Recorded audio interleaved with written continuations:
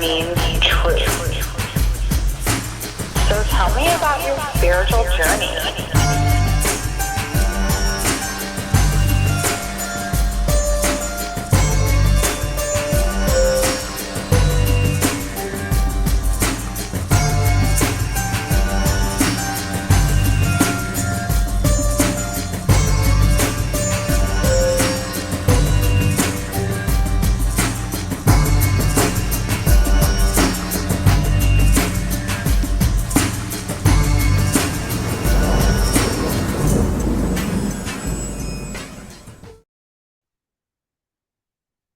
Hey everybody, welcome to Tattva Tuesday. This is Lindsay Warwick, the conduit on Spotify, YouTube, and Apple Podcasts.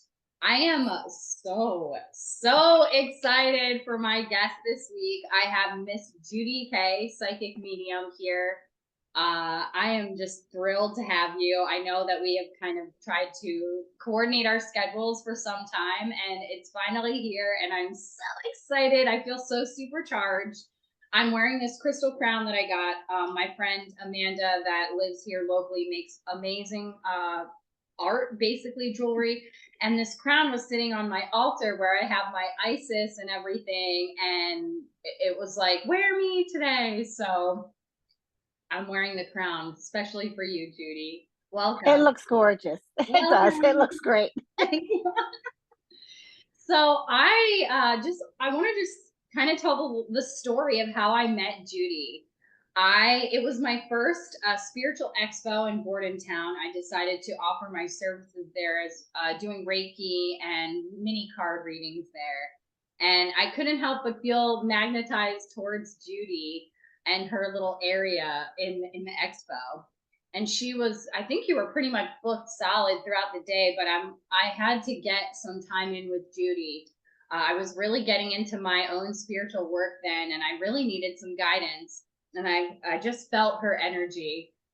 And at the time, I was doing healings out of my apartment in Bordentown in my room, and I had another healer friend of mine say, "Oh man," because I started having deceased people come through, and I said, "Oh man, I think my room's a portal." And he said, "Yeah, I think your room's a portal." So I asked Miss Judy, during my reading, because she said, "Well, what do you want to know?" And I asked her that, and she put her hands on my shoulders, and she started laughing, as she does, because she's such a fun, you're always laughing, you're always fun. And I'm like, "Oh, why is she laughing at me?" I said, "What are you laughing about?" And she said, "Oh, honey, your room's not the portal, you're the portal." Right. And that was such a pivotal part of my spiritual journey. So ever since then, Judy and I have had this connection through the ethers. She's a Reiki master healer as well. And I attended one of her full moon ceremonies when I was still living in the Northeast area. And I just have always felt the magic of Judy K. So I had to obviously have her on my Truth podcast. So that's my little intro on you. So welcome to the podcast. Well, thanks, Lindsay. I'm so glad to see you. I'm upset that you moved so far away.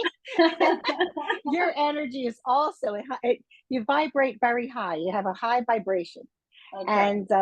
And that's a gift. I mean, people can go for decades trying to get to that level, and they can never reach it. I mean, people that have gifts that they have a small percentage that they try to sharpen, it's still not going to get the vibration. The vibration has to come from spirit.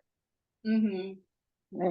No matter what you do, no matter where you go, you can always, get a little bit higher, or it could also wane. If you pack it up and put it in a little box, it can wane or it can wax and get larger and larger. But you have a very wonderful vibration, and you're one of the people I never forgot. Now, I read thousands. You have to realize over the years, if I ever had to count up, it would boggle my mind.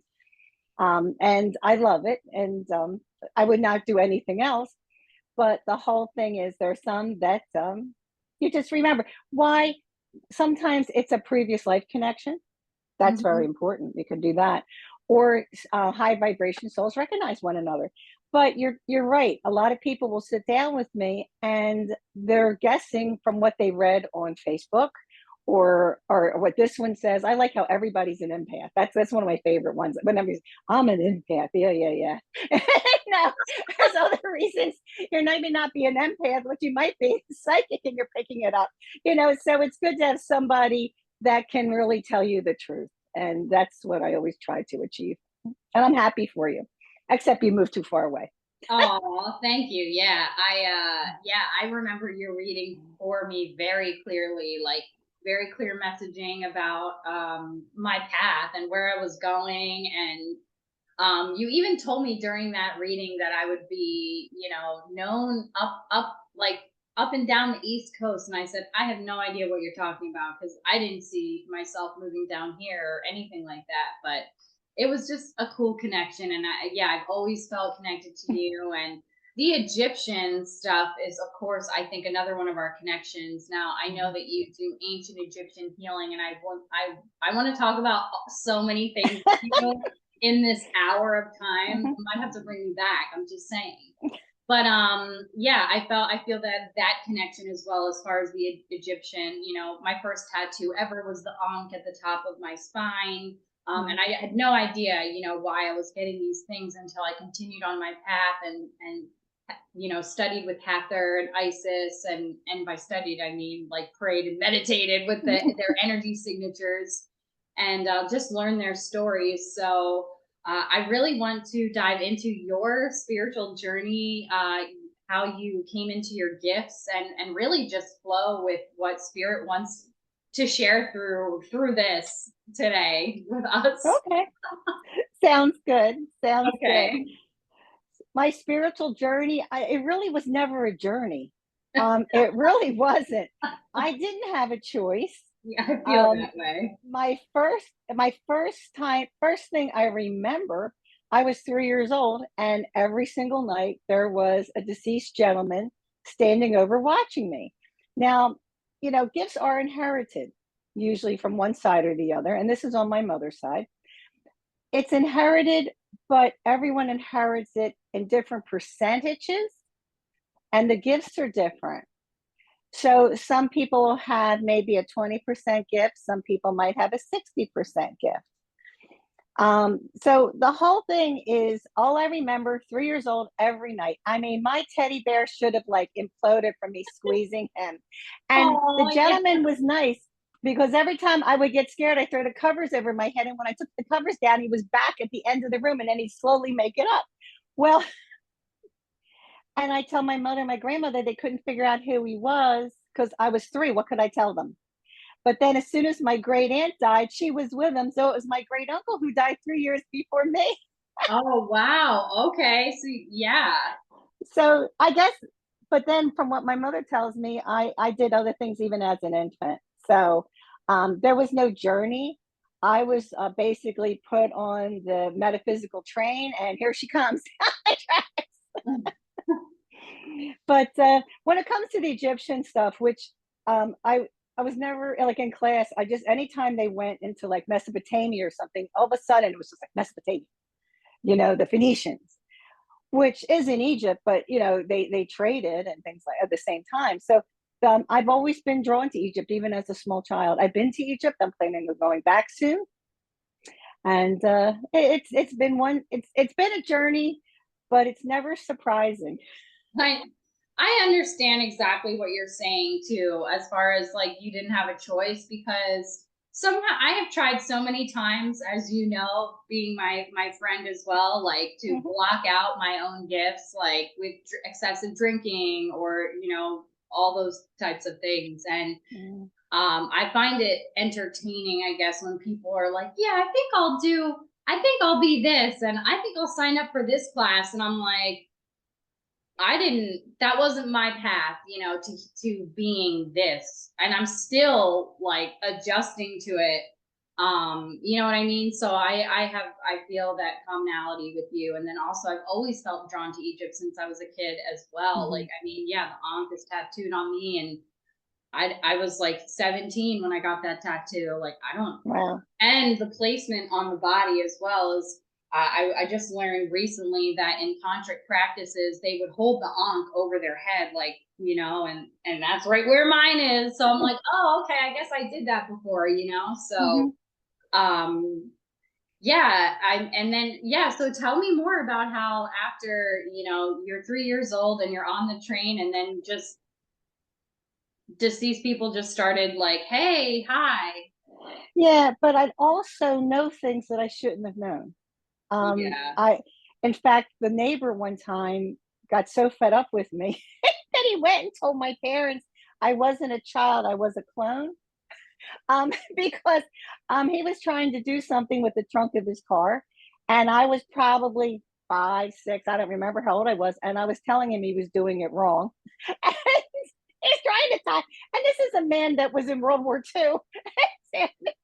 And he looked at me, and I saw him get real fed up, and then he did it the way I said, see, it works, and I walked away. Well, I found out later he went to my parents because it just kind of frustrated him, that how does she know things. And the whole thing, it's not easy having a gift when you're a child and you go to somebody's house and you know things, and it's like psychic messages. I'm not just a medium, I'm a psychic too.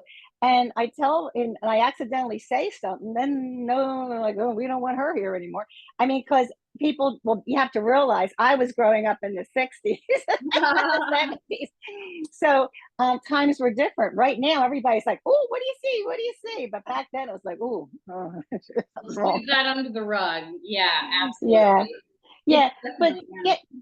getting back to what you said is when you take your first breath in this lifetime, because as you know, I'm a big believer of past lives, which I wasn't raised that way. I went to Catholic schools, and I've also been other denominations in the Christian faith. But the whole thing is when you take your breath, you have no choice. You have it or you don't have it. And there were times in my life that, yeah, I wanted to be normal. I did. I wanted to be normal. Me And I too. tried to like pack it in the box, and I'm not doing this anymore. And then, you know, I had to realize that when I die, I don't want to hear, Judy, we gave you the gift. Why didn't you do anything with it? Because how horrible would you feel if that's what you hear when you go to the other side? We're all given gifts, and we're all here to help and love one another. So, do I have a choice? No, I don't have a choice. Do you have a choice? No, you don't have a choice. You can try to, I've dodge and tried. weave, but I've tried. you know what you said about turning to alcohol and drugs with doing and I never did that. Because when I would tell my mother, and my grandmother lived with us, when I told them, they raised me. I was raised in such a wonderful home atmosphere that I was never afraid of my gift. I was never afraid of the deceased people. I've been in some haunted houses. I've worked with clearing some entities out. I've seen demons. I fought against like demons in other people's homes. I've seen two that tried to mess with me that I got rid of, and I'll just laugh at their antics. I laugh at them because I will show them no fear. But what happens, and this is a very common thing, you weren't raised in like the home that I was. Your mom and your grandma, because they were used to it. My mother had it, my grandmother had it, my great aunt had it. It was normal. You just don't talk about it outside the house. I do believe that it is on my mother's side, and I can't remember if you confirmed that for me in my reading or not, but my aunt has seen things. My mom has had dreams and then they come true. And my grandmother has done some sleep talking and such, but I also was told by spirit that I'm here to clear my own ancestral curses and ancestral stuff, but I don't know. I feel like that type of, I also didn't really talk about what was going on with me. I just tried to deal with it on my own. So maybe it would have been different if I had shared, but I definitely, yeah, I don't know if it would have been different or not. It all depends who you shared it with, though. Just like someone said that the room had a portal.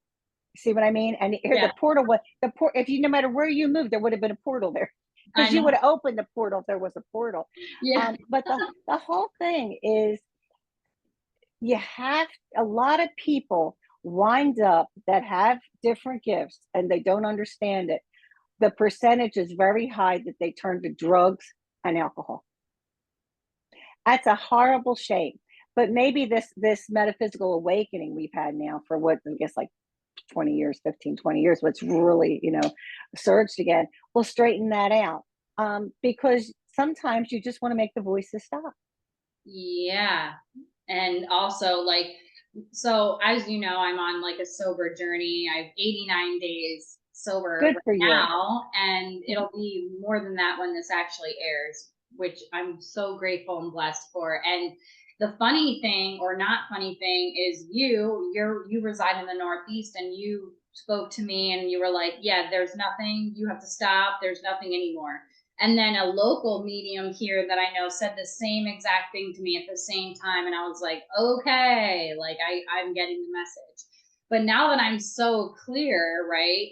When people tell me things, like some of them it's heavy. I just like, I'm trying to learn how to control, like I cry, like I can feel it so much. And it's been like super intense in that way. Like when they're sharing, like, I don't know, it's been intense for me all of a sudden again. Mm-hmm. I'm like, oh my God, I forgot that it was like this intense, if that even makes any sense. It makes sense, but what I've done over these decades is I take control.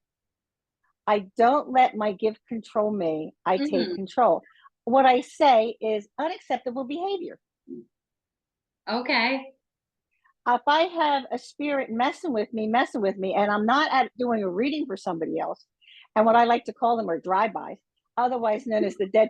There are dead people that roam the earth. I mean, they are, because they just don't want to go to the light. I mean, you take somebody that has, a lot of times, a lot of your atheists, I've noticed also, is they don't want to believe in the afterlife or a higher power because they don't want to hear it. And you have the people that will not want to go home because they don't want to hear it from their family. So, when they see that great light, they don't want to walk towards the light because they don't want to hear it. Now, I just tell them it's unacceptable behavior. Leave me alone. Mm-hmm. And they do. If you do it correctly, they will leave you alone. The whole thing here is you have to control your gift. You have to control. It's almost like you're in a classroom, you're the teacher.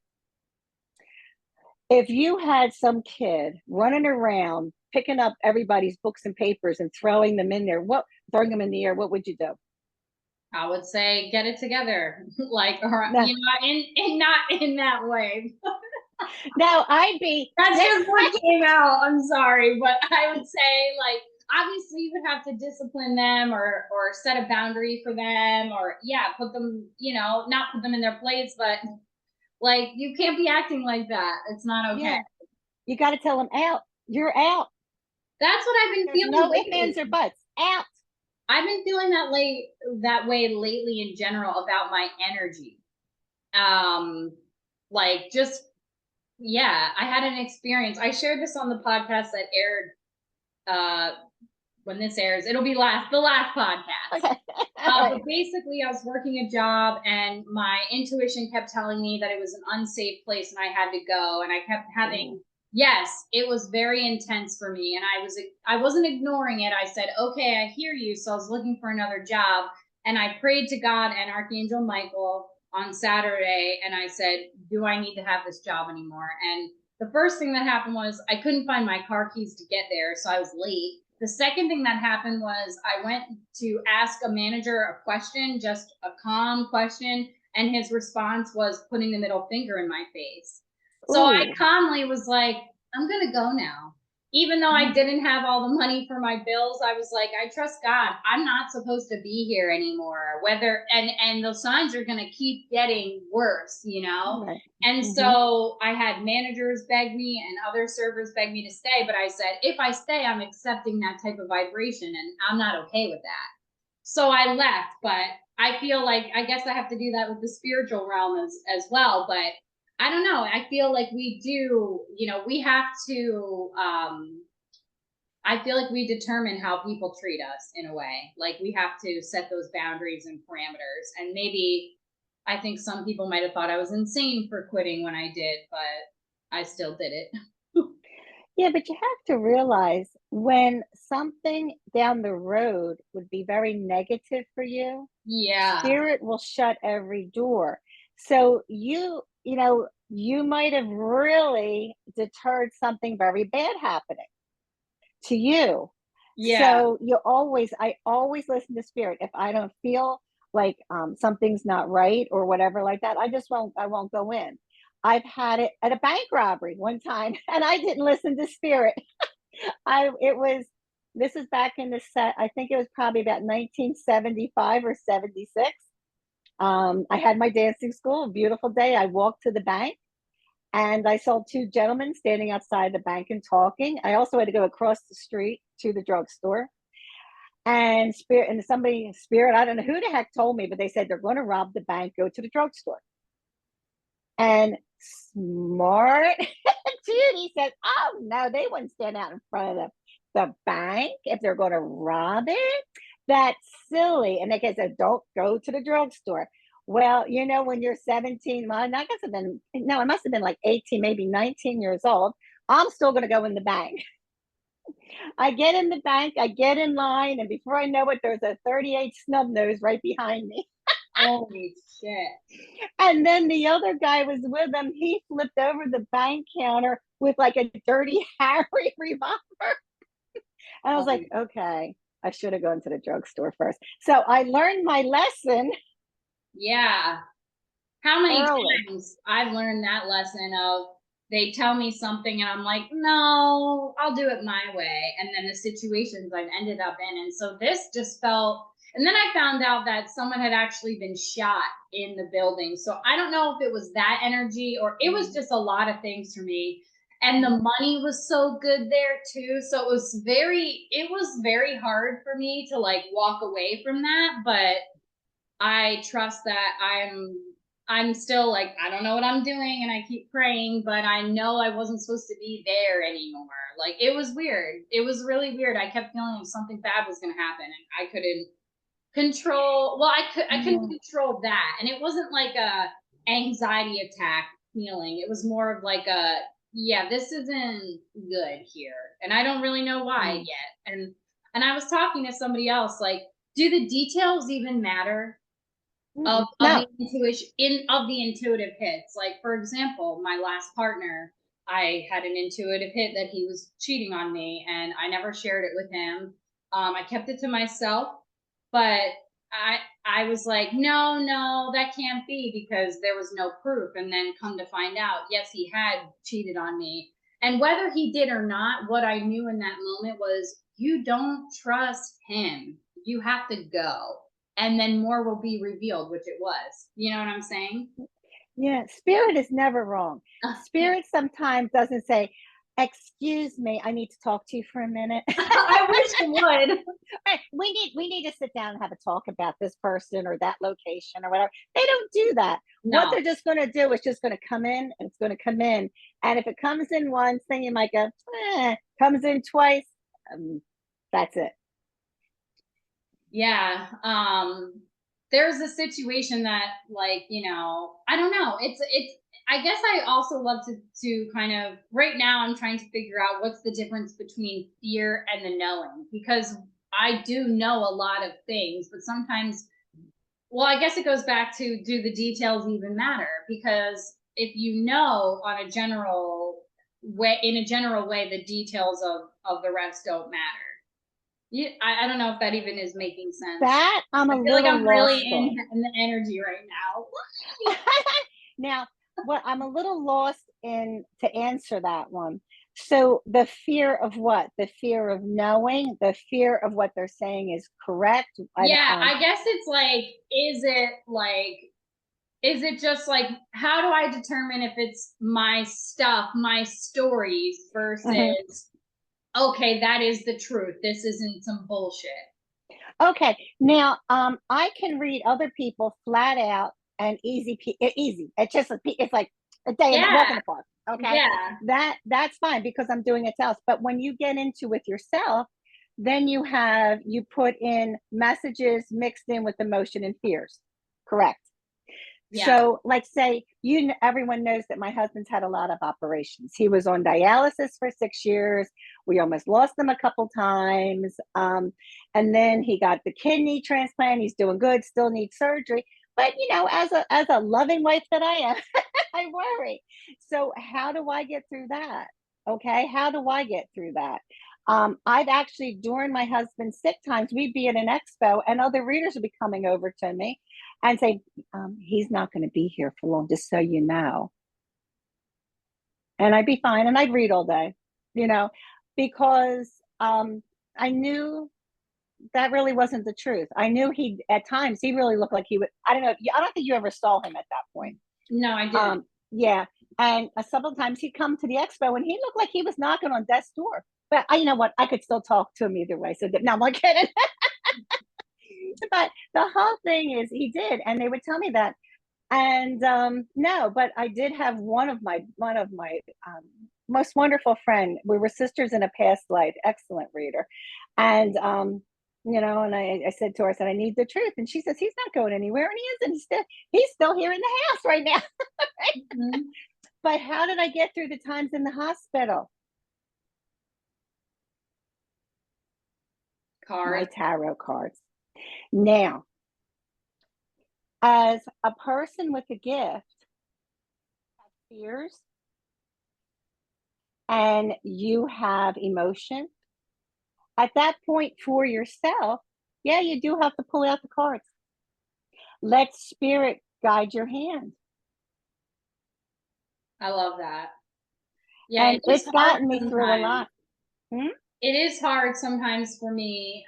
Maybe it's not hard. Maybe it's just things that I think I know for me, I think I can pick up on past life energies between people. And it's like, and then I confuse it with this life. Like, okay, so I'm working on that. I'm working on it. Yeah, I don't even know, like you said, like before we recorded, you're like, I haven't even scratched the surface, which terrifies the fuck out of me. I actually was in Wilmington last year. I went into this shop I'd never been in and I was cashing out. And the girl said, are you a medium? And I was like, I looked around because I'm like, I don't want anyone to know or listen. And I said, I think so. She said, oh no, I can see it in your field, but you're not ready yet. It's not fully open yet. And I was like, I don't want it. I'm scared. You know what? It is a double-edged sword. I will say having the psychic gift and being a medium is a double-edged sword. There's no getting around that. It is a double-edged sword. And it's also, it's hard when you're on the spiritual path to like be in relationships as well sometimes. Oh yeah, like when John and I were dating, I guess we met, it's almost 20 years ago. Aww. And right, and we dated for a while, and I always have stuff going on in my house, like banging on the wall and different stuff, and I thought, okay, when do you tell him? When do you tell him? And I'm thinking, okay, well, we're talking about moving in together, and I'm like, oh, sweet Lord, what am I going to do here? So we had to sit down and kind of have the talk. So I said, well, I got to tell you something and whatever. And as soon as I started telling him about how I was born this way, and you're familiar with South Jersey, correct? Yeah. And you know Route 55 that they built, it goes from like I think Millville all the way up to Deptford. Yeah. Route 55. Okay. Yeah. Well, when that was being built, it even made to the newspaper how haunted it was back in the day. So he's sitting there and he's looking at me. He goes, well, wait until I tell you what I saw. He's driving on 55, and it was like 5 o'clock in the morning, still dark outside, and there was an Indian on a horse riding right next to his car. Yeah. So I was so panicked to tell him, and he's cool no matter what happens. He sees things fly. He's had stuff that has disappeared, been put back. I mean, we have things that actually literally fly. And all I do is laugh and say, oh, that was a good one, like high five to dead people. And he's good. So it is hard with relationships. So there's always somebody out there that's acceptable. Let spirit send them to you. All right. Yeah. Yeah, I don't know where that person is yet. Well, he's not supposed to be here, and that's fine. You know, spirit's not going to give you Mr. Right or Ms. Right until you're on your track. Oh, that hits. That definitely makes sense. Because I'm finally in acceptance of I'm gonna live a substance free life and be a clear conduit and clear channel for them. Right. Yeah. And you'll find that you don't need anything. You won't need anything like that. But if you get into a relationship, what happens to everything else around you? It falls to the wayside because you're in a relationship and you're happy. So spirit's not going to mess up what they have planned for you by giving you such a distraction. Yeah, that's true. They're going to put me on my path, and then once I'm in the path, solid in the path, well, they can only guide you. You're the one that has to walk the plank. Now, the plank, you're not going to fall off the edge of the plank, but you have to look at it when you're getting deeper into your gift. And Spirit's just showing me this vision now. If you had to walk like across a big drop from one side, say, of a mountain to the other side of the mountain on a wooden plank, and it's foggy, you just walk the plank. It doesn't matter. You don't look down, don't look up. Trust Spirit. You just walk the walk. Wow, that just gave me chills. Right, because I came from Spirit. That's why I gave you chills. Yeah. Don't worry about what the end of the plank looks like. Just keep walking the plank. You don't need to know what's under you. You don't need to know what's above you. You don't need to know what's beside you. Just keep one step, one step, one step. And when you get there, it'll be wonderful. I love that so much. And I hope that people that are watching or listening, if the message resonates with them as well. I feel like it is important for us to sometimes have this blind, because it is, like you said, if it's foggy, you can't see where you're going or where you've been or anything. You're just in the present, one step at a time moment. I think that's an amazing message for listeners, viewers as well, to wherever you're at, trust. You have to. But what you have to watch out for too is you have to realize there's evil energies in the world. You can't talk about good without realizing the bad. So you have to realize, and here's a question: how do you know that is the good plank and not something evil put out there for you? How do you know? Well, when you go, you'll have a more sense of what's the word? Peacefulness.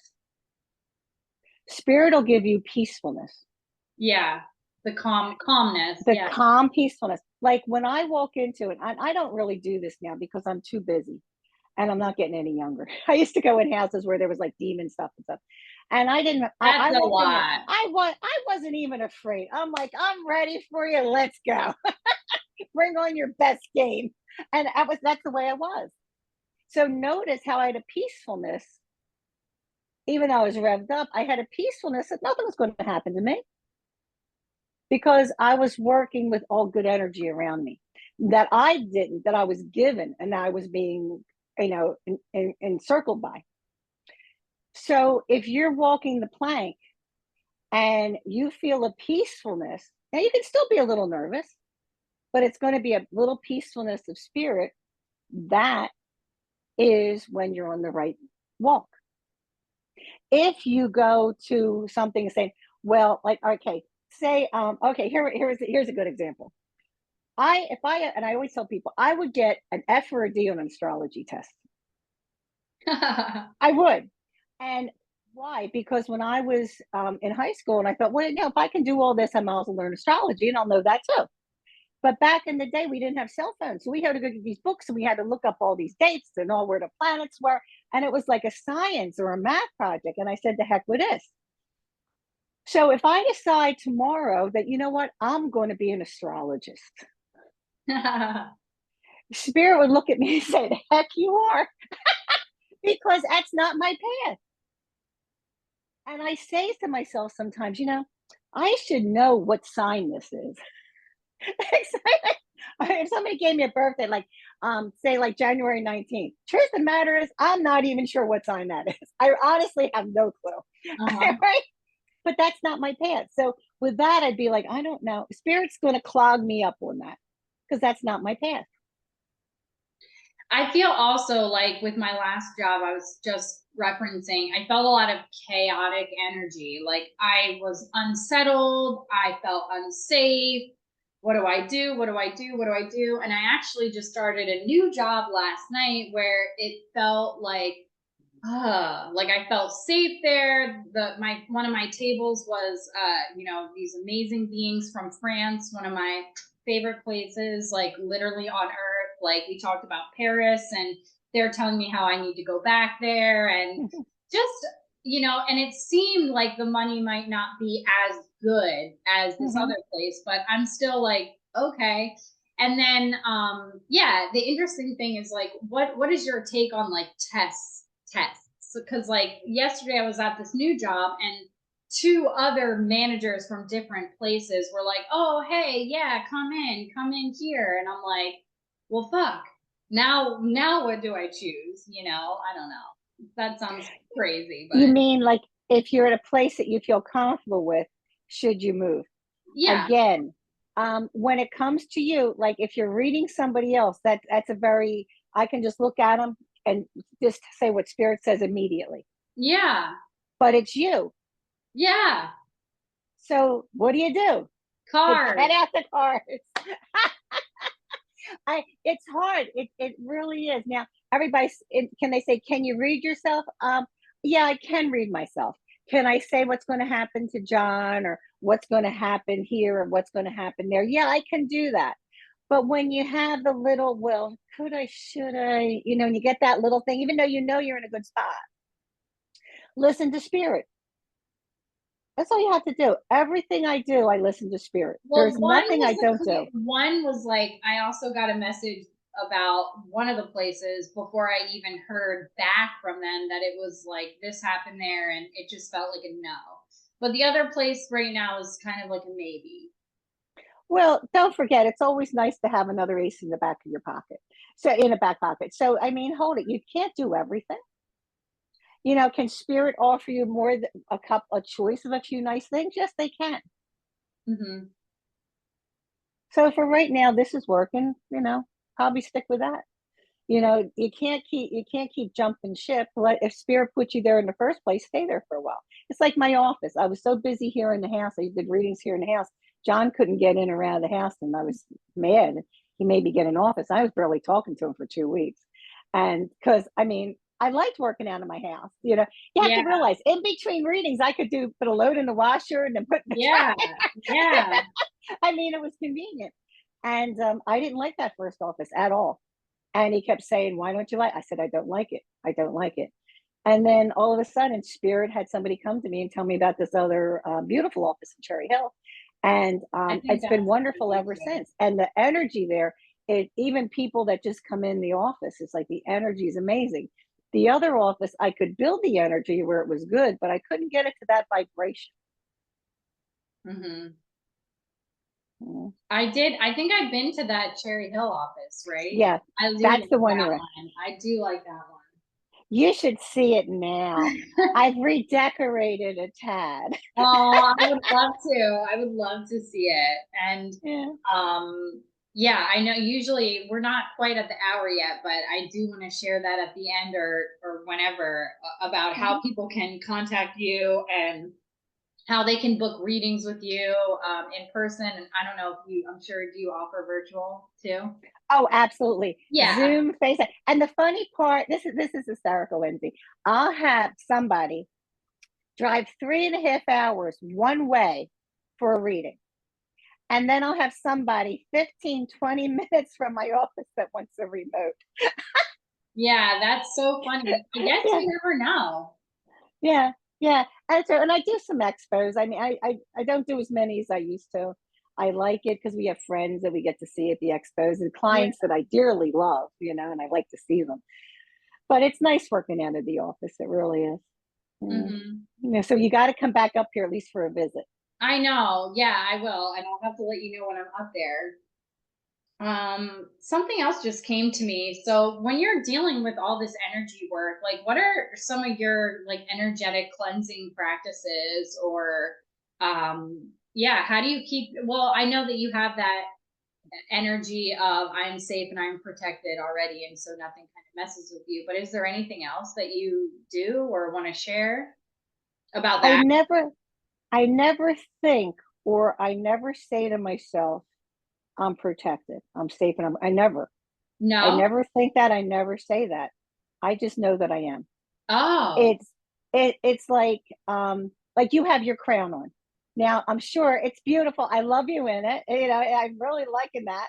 I might wind up getting one myself. But the Yes. whole thing is, how you still know you have that on your head, but Yes. you don't think about it, right? No. You just feel it. It's in the back. That's the way it is. I've always been protected. I had this is another good one. I had a demon lick my leg one time. That was Ew. interesting. Now that grossed me out, but I didn't get scared. But it was gross. I could still like feel it. Oh man. It's just trying to mess with me. And needless to say, that didn't stay around. But and I don't. I mean, I've only had demons mess with me a couple times over my lifetime. Mostly, they start running before I get there.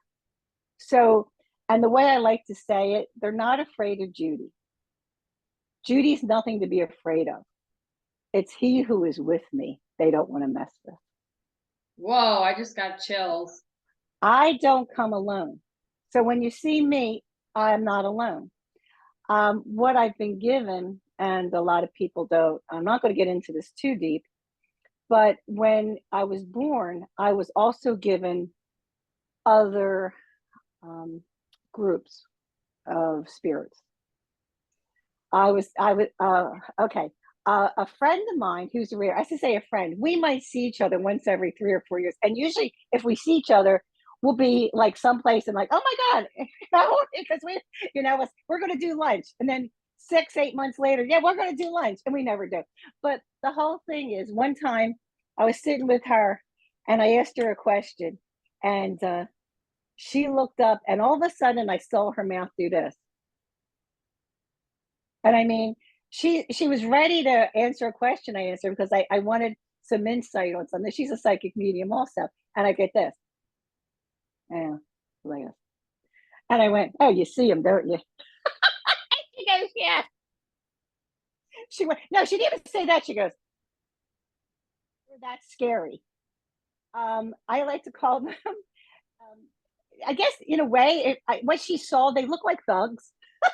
Mhm. But they're ancient. They're very ancient. They haven't been on Earth. They've lived life, but they haven't lived life for hundreds and hundreds of years.